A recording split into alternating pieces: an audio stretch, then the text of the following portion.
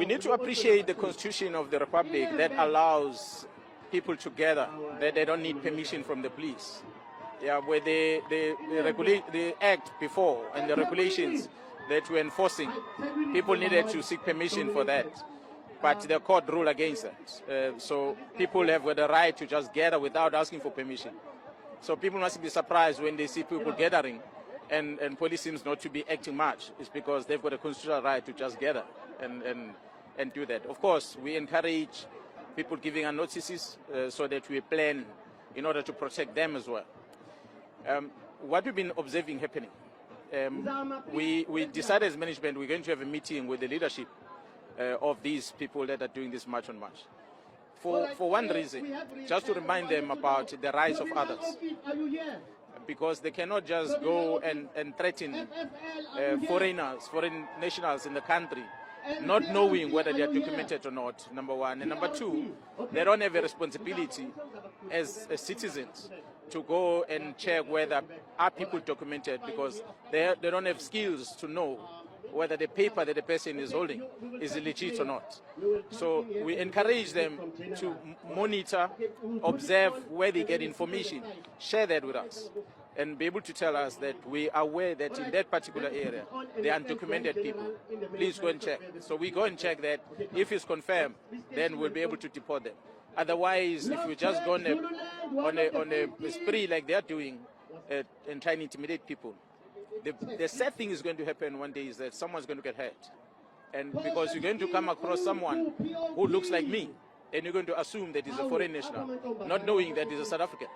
We've got brothers and sisters in this province, in this country, that look similar to the other brothers and sisters from other foreign countries. So you cannot just by the look of the face of a person and you assume that this is a foreigner. It might not be. That is one. And secondly, what becomes even more disturbing is that their march seems to target those that mostly are from the African origin. And they are not necessarily directing their anger towards other foreign nationals that are in the country. We've got the whole world here. But we don't see it on TV that there is this kind of march towards other nationals. All right, fellow South Africans, I got it, because y'all came into my emails and like, Clantis, what are your thoughts about Nkosi and the chastisement that he gave us? And I was like, that's not a chastisement that he gave you. He gave us an advice, very sound advice, by the way. Whom am I talking about? I'm talking about our beloved Lieutenant General Nhlanhla Mkhwanazi. Basically, he was watching everything that was transpiring with the March and March in eThekwini, whom, by the way, were peacefully cleaning the city of eThekwini. I've been watching a lot of videos coming from Durban, and the way it looks, it reminded me of my days when I was a young boy walking from market all the way down to the beach. And it was peaceful, it was clean, the pavements were clean, there was no competing with vehicles, especially on West Street, Smith Street, Queen Street, and Commissioner Street in the city of eThekwini, which is Durban, by the way. And I had such a nostalgic feeling. I even thought to myself, I want to take a trip down to Durban and just walk down those streets once again and remember my childhood, taste it, feel it, and appreciate it. And they did a great job. So, of course, if you don't know the Zulus, quite stubborn. And Nkosi, when he made that statement that you just saw in the beginning of this video, he counted his words. Why he counted his words? Because he knows his own people. Remember, they did this peacefully and then they were met with resistance. The resistance that I've been getting as a form of emails, people saying, yo, Clancy, Sashaiwa, meaning we got beaten. And I was like, well, at some point I did suspect, or at least expected something like this to happen, that these people have gotten so used to violating and abusing our laws. Because here's something that I think people are misunderstanding about Nkwale Nkosi's advice. He says, guys, I'm going to have a sit down with Match and Match, which Jacinta, with Phakelwa Mthakathi, Ngizwe Mchunu, and their crew. Of course, that means that he will be meeting with South Africans. The Lieutenant General Mkhwanazi, he will be meeting with South Africans. They will be representing us wherever we may be in the country. And that conversation, it's quite clear what's going to come of it. He said something, Nhlanhla Mkhwanazi. Maybe let me repeat it to you so you get to understand what he means here. Hit it. So we encourage them to monitor, observe where they get information, share that with us, and be able to tell us that we are aware that in that particular area, there are undocumented people. Please go and check. So we go and check that. If it's confirmed, then we'll be able to deport them. Okay, I will leave it right here. So basically what he's saying is, these people that you are crying about, they are in your community. All of us, we know who is South African in our communities. We've known each other since. And we know people that came into our communities. They don't speak like us. They are not like us at all. And what are the chances that they are illegally here in South Africa? So he's basically saying, instead of you confronting them, rather call them and say, this house, that house, that house, that house, and that house in my community has foreign nationals that are illegally here. And of course, what the police are going to do, together with Home Affairs and all the other stakeholders, will come to your community. Let's say your community is full of foreign nationals. And obviously, with demarcations and town planning, there are blocks, right? In our townships, in our suburbs, in our cities, in our shanty towns, while they are trying to do that. But they can come, you say, okay, I come from unit what in my township, or I come from whatever alphabet, for example, Mlazi, Kwazet. And then they know on they're going to be dealing with Kwazet Mlazi, because they've been reported that there's a group of undocumented illegal foreigners. And then when they come with Home Affairs is going to get there to Kwazet Mlazi with the appropriate resources to make sure that every foreigner that is in Kwazet Mlazi, they pass through this device, whether they're legally here or illegally here, because you and I don't have that resources, and we are untrained to distinguish who is a foreign national and who isn't. Because the truth of the matter is, I have seen this many a times also, where a South African, particularly if you come from the Tsonga, Bavenda, sometimes even the Ndebele people, some people mistake them to be coming from the other side of the Limpopo River, whichever side that is. And those are the things that he's saying we need to curb, because we are untrained. So rather, you and your responsibility is to look into your community, and then where now you would know whether these people are legally here or not. Now, because we're also fighting the Somali communities that are running spaza shops and things like, we know they are here illegally. We know that. So you know a shop that is run by Somalis or Ethiopians or whatever foreign national, to call on Nhlanhla Mkhwanazi's people with Home Affairs and say, there, can you go check? Rather than us confronting them, where now they might actually be injuries, possibly even deaths. Why? Because Zulu people, the moment you challenge a Zulu person, especially a Zulu man, isisukile. And futa isugumpanzi eyamazulu. I cannot speak for other tribes. I cannot speak for other South Africans. I'm going to speak on what I know, because that is how we were trained as youngsters. Ukuthi neke, the moment umuntu ekuhlahlela amehlo, yimpi. So now it's quite clear, ukuthi neke, the illegal foreigners, when they see much and much, bayayivubela impi. So now, the moment a Zulu person says, ukuthi, oh, uyayivubela impi, that, yeah, he is trying to curb that, because he also sees ukuthi neke, the illegal foreigners or the foreigners, they are vubeling. What does vubeling means? They're basically provoking South Africans, particularly in KwaZulu Natal, and it's quite dangerous. So we are at a tipping point right now. And then I felt this part. And secondly, what becomes even more disturbing is that their mind seems to target those that mostly are from the African origin. And they are not necessarily directing their anger towards other foreign nationals that are in the country. We've got the whole world here. But when you don't see it on TV that there is this kind of march towards other nationals.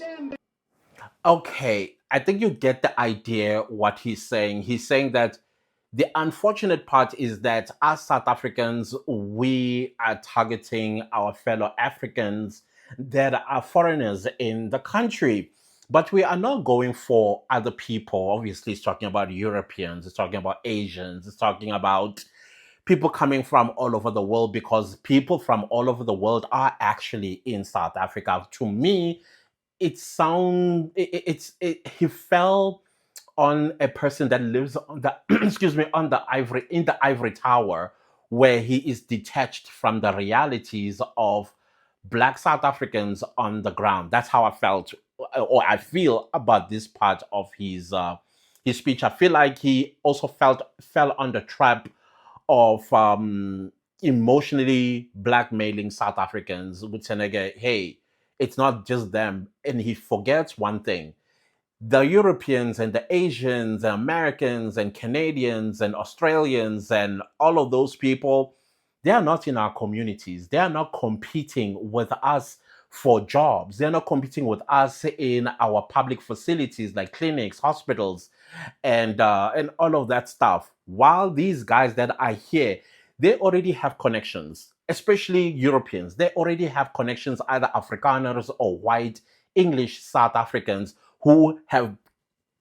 brought them. I don't know, they brought them in. They have some sort of friendship relationship, whatever the case is, and then they are easily put in these places, and they don't come to public hospitals. They don't take their children to public schools, type of situation. And on top of that, they are not mocking, provoking, and saying awful things about South Africa. They're not. But our so-called brothers and sisters, people that's supposed to be behaving like these illegal Europeans and Asians and whoever else, they're doing the opposite. They are mocking us, they are provoking us, they are just being disruptive, something that we have endured forever. So I felt like Nkwalenkosi there kind of like got detached and missed the point about what exactly we are fighting. We are not fighting our brothers per se. We are fighting for the little resources that we have, that South Africans are the ones that at the end of the day suffer. About 15 children, just in Eddington Primary School alone, South Africans were left with no space in schools, while foreign children were actually in school. Those are the sort of things that I felt like he kind of detached himself, because it's a point of view that is held by people that live in the ivory tower.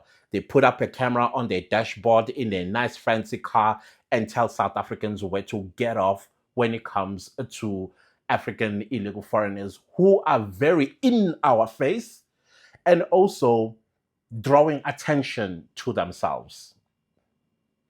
So that's how I felt about that part of his speech, which is a little bit upsetting. Yeah, I agree. It's very upsetting. Even myself, while I was listening to him saying that, I was like, no, sir, no. We acknowledge that we do have other nationalities that come from Europe and everywhere that are illegally in South Africa, but they're not drawing attention to themselves. That is the job of Home Affairs, to sift them out and deport them. But we have those that are in our faces, and they are blatantly competing with us. And while they are competing with us, they're showing no respect and no appreciation. And so, what are we supposed to do? Twiddle our thumbs and say, well, we'll wait for Lieutenant General Nhlanhla Mkhwanazi to come and get them? That one I don't support, unfortunately. However, towards the end of his interview, listen to what he says. One day we're going to have coffee, me and you. We're going to talk about it. But watch the space. Things are happening. Thank you, sir. Thank you. Big things are happening. What big things? Now I'm curious. Lieutenant Nhlanhla Mkhwanazi, come on, let us in. What are you working on? Who are you going to be arresting next? Okay, so if things look a little bit different, I had run out of space, so I needed to delete some few things, and I don't have enough space still when I have to edit and all that stuff. So, anyways, let me continue with my insight on what I heard from Lieutenant General Nhlanhla Mkhwanazi. So one of the things that he defended us South Africans with was the Constitution, that we have the right to march. And this is enshrined in our Constitution of the Republic, which I am going to read to you. As you guys already know, this is what we do on this channel. This is the Constitution of the Republic of South Africa. Section 17 of the Constitution is just one sentence. The headline is Assembly, Demonstration, Picket, and Petition. Okay, this is Section 17 of the Constitution. It says everyone has the right peacefully and unarmed to assemble, to demonstrate, to picket, and to present petitions. So, of course, this is enshrined in our Constitution. We don't necessarily need permission to do that. However, but because we live in a country that is not chaotic or anarchy, we must have the courtesy to approach the municipality and say, hey, listen, on this particular day, we would like to demonstrate or to march or to put together a petition. And we would like to reserve this particular day, and this is the route we are going to take. And then, of course, the municipality will make arrangements with the city police as well as South African Police Service to monitor the march, and they will draft them a path to take when they are going to be marching to an end point where they are going to submit the memorandum. All right? Now, how we always do. It's not like we do need permit. We do. I'm just going to say we must be courteous to the city so that we give opportunity to businesses along the way where we're going to march to close for few hours, because it's important that we say to the municipality without interrupting business how long this march going to be. Sometimes the municipality will tell you, we're giving you exactly 2 hours. You're going to start from 10. By 12 p.m., you are done. You are already at the finish or the final destination. So it's going to start somewhere, 10 o'clock, and then you move. Shops, businesses, and everything else will be closed, and the civilians will also be protected by the police and things of that nature. And then final destination, 12 p.m., you all must be there so that businesses behind the march begins to open and business continue.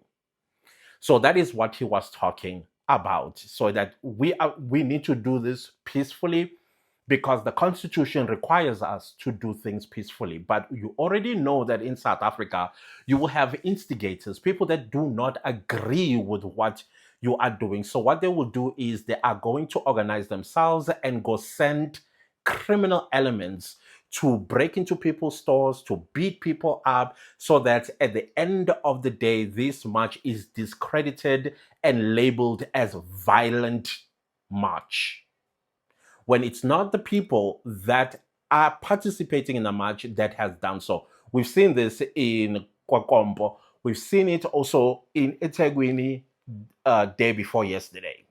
Or when was it? Tuesday. So we've seen that why it's all to discredit the credibility of the march so that the message is distorted and the people that organized it seen in a different light. I saw a gentleman, he made me laugh. I think he's a foreign national who said because the march in Kukompo, it turned out violent and people's cars and businesses got burned, Jacinta is going to pay insurance for a 10 years 10. It doesn't work like that. It doesn't work. The constitution of this country gave the people of Kukompo the right to march. So if it turned out violent, well, you should be insured because insurance will cover that. But to come after organizers with no evidence that it's them who actually ordered that the people must be, it's wishful thinking on his part. Very wishful thinking. It doesn't work like that at all. We've had the most violent of marches, and the organizers, I mean, I'm talking 20 years ago, 30 years ago, uh, the insurance still did not come after them. And they will not never come after them. Some years ago, EFF stormed Clicks and H&M or something like that, damaged a lot of property. Do you think insurance came and handed a bill to the EFF headquarters? No, because it doesn't work like that. It's wishful thinking. Maybe in your country that's what happens, but not here. So, anyways, to close this video, I just came to say this is what I picked up from Lieutenant General Mkhwanazi. He is not chastising us, he's advising us because he understands our plight. The only part where he didn't was when he was including Europeans and like everybody is here in South Africa and most of them are illegally here. And I'm saying they are not on our faces and they are not competing with the little resources that we have in terms of schools, in terms of clinics, in terms of hospitals. I mean, you've seen South African women on the floor in hospitals giving birth as if we're a third world country. Like, make it make sense. Anyways, I want to leave this video right here. I don't know what your thoughts, what you picked up. Please do not be angry at Nhlanhla Mkhwanazi. He is giving us advice. You know in your community where to find these illegal foreigners. All that you have to do is call the police. They will come with Home Affairs, with the resources to check all these people if they are legally in the country. If you are not illegal, then they will deport you. Rather than you assuming because a person looks a little different, only to find out they're actually South African. If they are not South African, they are actually legally in the country, training that you and I do not have. I hope we understand each other on this one. But I know that marches will continue because there are marches that are planned for the 27th, 28th, and 29th here in Gauteng. And I believe on the 11th of May, there's another one in Umtata. And of course, because we must not relent, we must not show that, okay, we are going to fold our arms because the police now will begin to do their jobs. We still have to demonstrate. We still have to demonstrate our dissatisfaction of Home Affairs, South African Police Service, and all the other stakeholders that's supposed to be protecting the sovereignty of this country, as well as our immigration laws. Yes, we have the revised white paper that is only going to be implemented 2027, 2028. And every year we'll be fighting for schools. Every time when we go to clinics, we have to fight to get medication, something that we never used to fight for because we're being failed at the borders. We're being failed by Home Affairs. So we must continue to show the government that we are dissatisfied. You need to do something. They gotta go back home and fix their countries. Anyways, let me leave the video right here. I have little space left, and this is for the video to edit and get it out later this morning. Thank you all so much, and I'll see you next time. Have a fantastic Thursday. Goodbye.